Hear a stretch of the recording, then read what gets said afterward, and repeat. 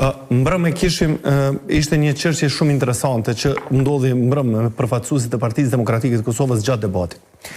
Ata e thanë një gjë decidivisht. Edhe nëse vendimi i gjykatës kushtetuese do t'i ketë 60 ditë kohë, na s'kena çka ulem me Albin Kurtin për çështje sepse sipas tyre qasja e Albin Kurtit është ka qenë jo serioze në raport me çështjen e presidentit. Regjia, a e ke qëtë video ku ata thanë që një 5-4 nuk ka vend për negociata? Unë nuk mendoj që ka vend më për negociata. Unë jam i bindur që dekreti shpallët kushtetues po po marr hipotetikisht ato që në një rast hipotetik të tillë, unë mendoj që nuk do të ketë vend më për negociata. Pra, PDK-ja nuk jep hapësirë për negociata. Unë nuk po mirë. Unë po ta them mendimin tim sepse për këtë do të mbledhet partia ta diskutojmë nëse ka një vendim se është hipotetike. Ta nuk bëjmë në hipotetike me thonë ç'a kishim bëu.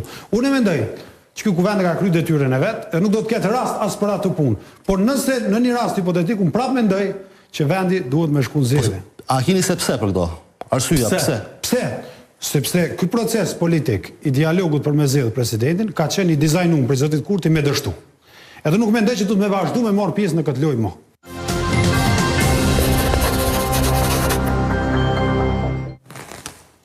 E para, lëvizja vetëvendosje nuk bën lojra, lëvizja vetëvendosje ka qëndrime politike dhe angazhohet për të arritur të më thënë më të mirën në kuadër të atyre qëndrimeve që i ka publike dhe transparente.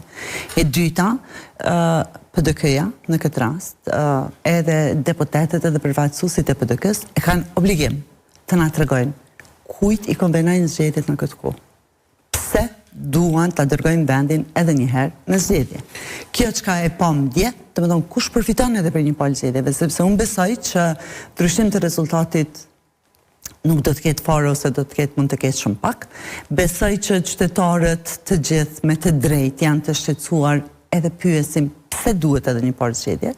Besoj që në çfarë do momenti kur të mbahen zgjedhjet, përsëri është tepër vështirë që një subjekt të ketë 80 deputat, ne do të vim përsëri në të njëjtën situatë dhe për këtë arsye PDK-ja e ka obligim t'ju tregojë qytetarëve edhe të gjithë neve pse duan ta dërgojnë vendin në zgjedhje. Kujt i konvenon që ta dërgojnë vendin edhe një herë në zgjedhje. Dhe tash, edhe ky diskurs fare, edhe ky diskutim edhe ky çfarë diskutim si ishte. Tash duhet ta bëjnë të qartë për qytetarët.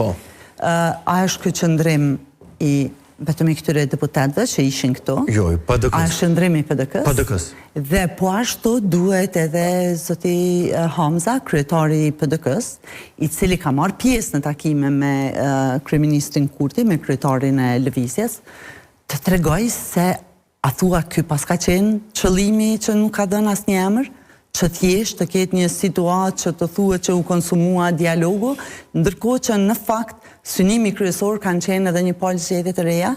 Sepse